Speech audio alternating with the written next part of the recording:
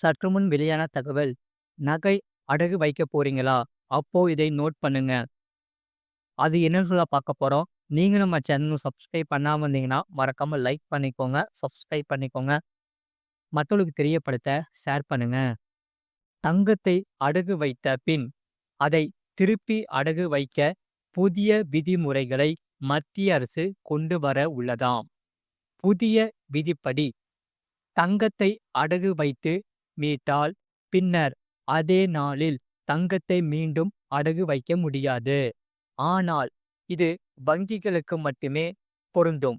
சில வங்கிகளில் முறையாக மாதம் மாதம் வட்டி கட்டினால் தங்கம் மூழ்கும் தேதியில் அதை மீட்டு மீண்டும் அடகு வைக்க முடியும்.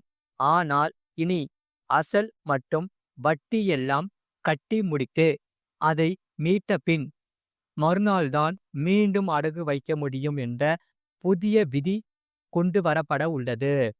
அதோடு தங்கத்தை அடகு வைத்தவர் அதை திருப்பி மீட்காத பட்சத்தில் ஏலம் விடும்போது முறையாக ஆர்பிஐ விதிமுறைகளை கடைபிடிக்க வேண்டும் என்று நிதியமைச்சர் நிர்மலா சீதாராமன் உத்தரவிட்டு உள்ளார்.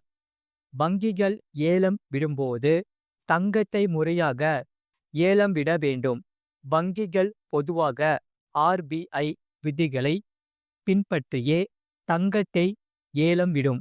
ஆனால் சில அடகு கடைகள் அப்படி செய்வது இல்லை. வங்கி அல்லாத அடகு நிறுவனங்கள் சில விதிகளை பின்பற்றுவதில்லை. அவைகள் ரிசர்வ் வங்கி விதிமுறைகளை பின்பற்றாமல் தங்க நகைகளை ஏலம் விடுகின்றன. அடகு நிறுவனங்கள் இப்படி செய்வது தெரிந்தால் அதற்கு எதிராக கடும் நடவடிக்கை எடுக்கப்படும் என்று மத்திய நிதியமைச்சர் நிர்மலா சீதாராமன் எச்சரிக்கை விடுத்து உள்ளார். மக்களவையில் கேள்வி நேரத்தின் போது வங்கி அல்லாத நிதி நிறுவனங்கள் மற்றும் ஷெட்யூல் கமர்ஷியல் பேங்க் ஆகியவை ஒரே மாதிரியான விதிகளால் வழிநடத்தப்படுகின்றன. இவை ஆர்பிஐ கீழே வரவில்லை என்றாலும் ஏலம் விடுவதில் முறையாக ஆர்பிஐ விதிகளை கடைபிடிக்க வேண்டும். கடன் வாங்கியவர் தங்க கடனை செலுத்த தவறினால் என்பிஎஃப்சிகள் மற்றும் வங்கிகளால் தங்கத்தை ஏலம் விடுவதற்கு என்று முக்கியமான விதிகள் செயல்முறைகள் உள்ளன. இந்த செயல்முறைகளை என்பிஎஃப்சிகள் மற்றும் வங்கிகள் பின்பற்ற வேண்டும். இந்த அசல்கள் கண்காணிக்கப்பட வேண்டும். பொதுவாக தங்கத்தை ஏலம் விடுவதற்கு முன் நோட்டீஸ் அனுப்ப வேண்டும். பல முறை நோட்டீஸ் அனுப்ப வேண்டும். நகை கடன் வாங்கியவர் திருப்பி செலுத்த வரவில்லை என்றால் வங்கி அல்லது என்பிஎஃப்சி ஏலத்திற்கு செல்ல வேண்டிய கட்டாயம் ஏற்படும். ஆனால் அதை முறையாக வாடிக்கையாளரிடம் தெரிவிக்க வேண்டும். இந்த செயல்முறைகள் மீறப்பட்டால் கடுமையான நடவடிக்கை எடுக்கப்படும் என்று நிதியமைச்சர் நிர்மலா சீதாராமன் தெரிவித்துள்ளார். நாடாளுமன்றத்தில் தாக்கல் செய்யப்பட்ட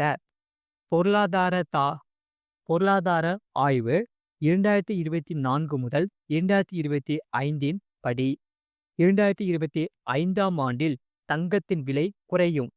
அதே நேரத்தில் வெள்ளி விலை உயரக்கூடும் என்று அறிவிக்கப்பட்டு உள்ளது. நாடாளுமன்றத்தில் வெளியான அறிக்கையில் தங்கம் விலை குறையும், வெள்ளி விலை அதிகரிக்கலாம் என எதிர்பார்க்கப்படுகிறது. இரும்பு தாது துத்த நாகத்தின் விலை குறைவதால் உலோகங்கள் மற்றும் கனிமங்களின் விலைகள் குறையும் என்று பொருளாதார ஆய்வறிக்கையில் தெரிவிக்கப்பட்டுள்ளது. இந்தியாவில் தங்கம் இறக்குமதி அதிகரித்துள்ளது. இப்போது நிலவும் பணவீக்கம் காரணமாக தங்கத்தின் விலை குறையும். இப்போது தற்காலிகமாக தங்கத்தின் விலை அதிகரித்தாலும் வரும் காலங்களில் தங்கத்தின் விலை குறையும் என்று பொருளாதார ஆய்வு 2024 முதல் 2025 தெரிவிக்கப்பட்டு உள்ளது. பொதுவாக பொருட்களின் விலை 5.1 சதவிகிதத்தில் இருந்து 2026இல் 1.7% குறையும். இதனால் பெரும்பாலான பொருட்களின் விலை குறையும். அதில் தங்கத்தின் விலையும் குறையும் என்று கணிப்பில் தெரிவிக்கப்பட்டு உள்ளது. சர்வதேச அளவில் வெள்ளியின் விலை தொடர்ந்து உயர்ந்து வருகிறது.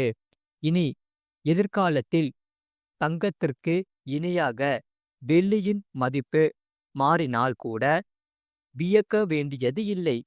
இனி வரும் காலங்களில் தொடர்ந்து வெள்ளியின் மதிப்பு உயரும் என்று கணிக்கப்பட்டு உள்ளது.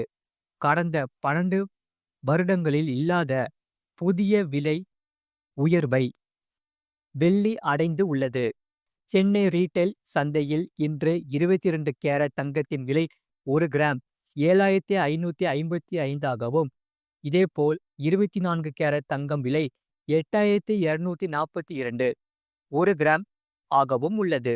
வெள்ளியின் விலை 100 உயர்ந்து 1 கிலோ வெள்ளி 1,200க்கு விற்பனையானது. 22 கேரட் தங்கத்தின் விலையும் ரூபாய் 10 உயர்ந்து 10 கிராமிற்கு ரூபாய் 72,990க்கு விற்பனையானது. கடந்த 12 வருடங்களில் இல்லாத புதிய விலை உயர்வை வெள்ளி அடைந்து உள்ளது. இந்தியாவில் தங்கம் வெள்ளி வாங்குவோர் எண்ணிக்கை அதிகரித்து வருகிறது. வெள்ளி தேவை நாளுக்கு நாள் அதிகரித்து வருகிறது. அது மட்டுமில்லாமல் ரேஷன் கடைகளுக்கு மானியம் ரூபாய் 1.75 லட்சமாக உயர்வு. அதாவது பட்ஜெட்டில் கூட்டுறவுத்துறை குறித்த அறிவிப்புகள். துவக்க கூட்டுறவு பால் உற்பத்தியாளர்கள் சங்கம் சுய உதவி குழுவினருக்கு 75% மானியத்தில் கறவை மாடுகள் வழங்க உத்தேசிக்கப்பட்டுள்ளது.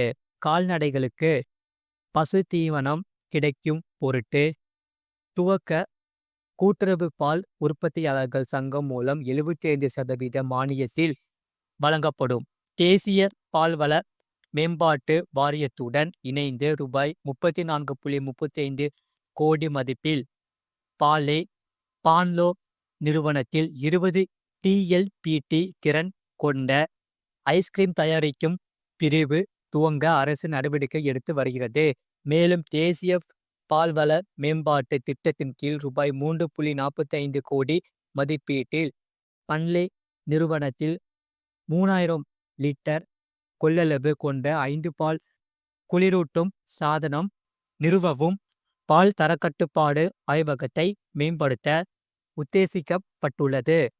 புதுச்சேரி கூட்டுறவு நூற்பாலை வளர்ச்சி மற்றும் சீரான செயல்பாட்டிற்காக 5 கோடி நிதி ஒதுக்க உத்தேசிக்கப்பட்டுள்ளது. புதுச்சேரி, காரைக்கால், மாகி, ஏனாம் பிராந்தியங்களில் செயல்படும் 484 ரேஷன் கடைகளுக்கு ஆண்டுதோறும் வழங்கும் மானியம் ரூபாய் 90,000 ரூபாய் 1.75ஆக உயர்த்தி வழங்க உத்தேசிக்கப்பட்டுள்ளது. இது போன்ற செய்திகளை உடனுக்குடன் அறிந்து கொள்ள மறக்காம சேனலை சப்ஸ்கிரைப் செய்யுங்கள். மற்றவர்களுக்கு தெரியப்படுத்த ஷேர் செய்யுங்கள்.